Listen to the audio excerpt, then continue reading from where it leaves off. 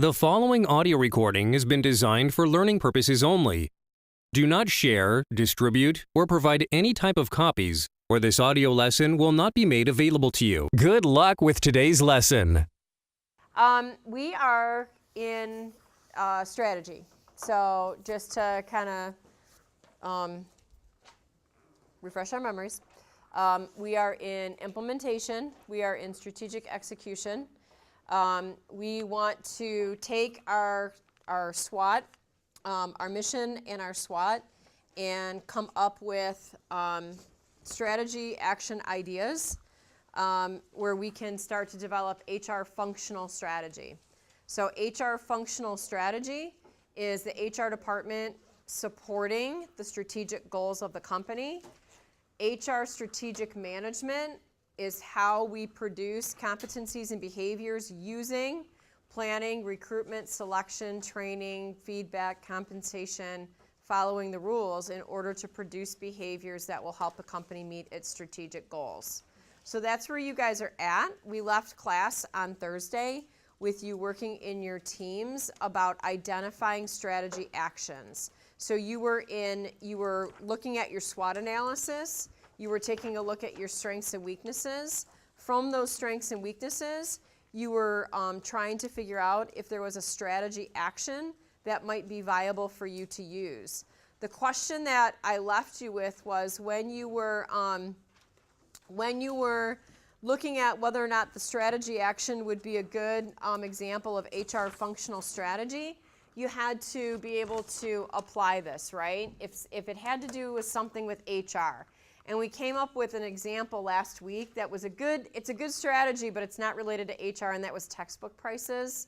I think Robert said he was real passionate, right, about, we have to reduce textbook prices, and that would be a great strategic action. Absolutely, agreed.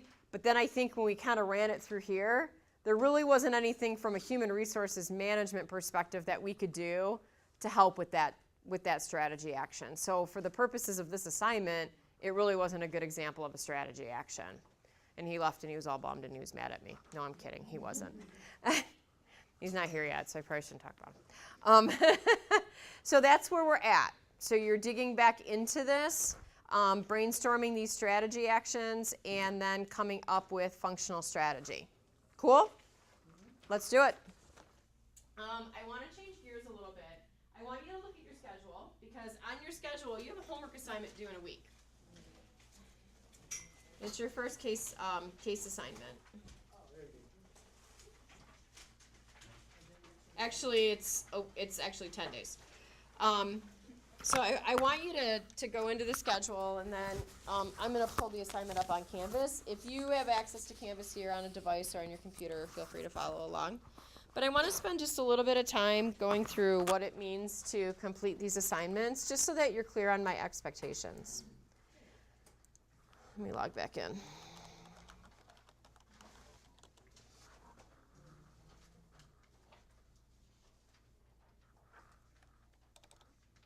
Oops.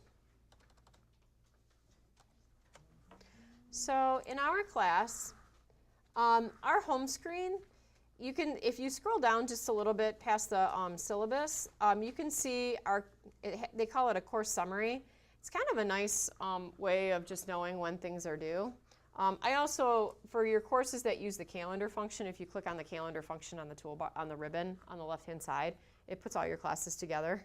And then you can kind of see what your workload is. But for our class, you can see sort of how our work flows. And you can see that we have a case assignment due every day, the same day as an exam. And I want to bring that up now, just so that you can manage your time accordingly, because you don't want to have to study for an exam and prepare a written homework assignment the night before. That's no good. It does not work. It means that you probably come in here without a crib sheet, and I really don't want you to do that. So what I want to do right now is I want to talk about this homework assignment. It's called Carter's Case Number 1. I always look at this from our modules just because it's nice for me to have this perspective. So in Unit 1, we're going to talk about employee relations on Thursday. That's our last topic in Unit 1. We've got those professor discussions, and then the Carter's case. So the Carter's case, these case assignments are written homework assignments. So you're going to, and they're due for each of the 4 units. So you're going to have 4 of these throughout the semester. So in our Management 1155 class, there's a case that's in your book, and it's at the end of every single chapter. So you're going to read that case for the chapters in Unit 1. So the chapters in Unit 1 are chapters 1, 3, and 12. So you're going to read each of the cases at the end of the chapter 1, 3, and 12. So you'll read 3 things total. And you'll take some notes on it, just so that you know kind of the gist, right? What's going on. Based on those cases and then what you know about what you've been studying in the unit, then you're going to answer a series of questions. I think the number of questions ranges from like 3 to 5. I don't think, like, there's never 10 questions on this assignment. But they're not like yes, no. I would treat them like almost like essay questions, okay? So after you've read, you want to make note of that information. The next step in the instructions is to identify really the major concepts that are being talked about here. So this is a very common theme in management classes. When you do homework assignments, you're not really like copying anything. You're using the scenario to apply a management concept so you can solve the problem. And that's a lot of what we do when we study management, is we study this problem solving. And the concepts that we study help us solve the problems better, okay? So what I would do after I read each of the cases is I would take a look at the questions. Because the first thing I'm going to ask myself in these case questions is, what are we getting at here? What's the relevant concept? So you can see there are 5 questions here. Question number 1 is always the same. It's in each of the 4 assignments, it's always the same. Give me just a brief rundown of what's going on. If you were to tell somebody in 30 seconds what you read in those 3 cases, that's what you would write down here, okay? So just give me a real quick synopsis of what's going on in each of the 3 cases. So question number 2 is about Jennifer recognizing that her job as a manager is going to involve a lot of HR management. And so what type of HR problems would she expect to see at the Carter Cleaning Company, and then why would she want to formally incorporate HR management practices at Carter Cleaning? Now we talked about, there's 2 relevant concepts here. 1, HR-related problems, and then 2, HR management practices, right? Why would somebody want to incorporate HR management practices? If you were to go into your study guide and or chapter 1, you'll be able to find some relevant concepts there. So that's what you would do in each of those questions. I would do that before writing one word. I would just go through and I would make sure that I know, okay, what's McLean talking about here? Question number 3, can Carter Cleaning employees successfully be involved in improving quality? Why or why not? What's improving quality? Improving quality is an example of a strategic goal. Where did we study strategic goals? What chapter? 3. Right, the one we just did, 3.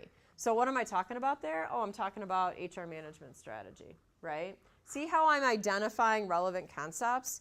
Because once I do that, then when I make a note of it, I just want to make sure I go back into my study guide. I want to make sure I go back into my textbook. Just read up, make sure that I'm following, right, whatever that concept is, and then I'm going to use it to help explain my response. So when I go to write up a response, I got to make sure I do a couple of things. 1, I got to make sure I answer all parts of the question. And those of you who have had my classes before, talk to everybody else who's new here. I'm famous for this, right? There's more than one part to a question. Make sure you answer all parts of the question, because if you don't, it's a really easy way to lose points. Am I right? For those of you who have had my classes before, that's a big deal. So make sure you're going through and doing that. How would I set up my paper?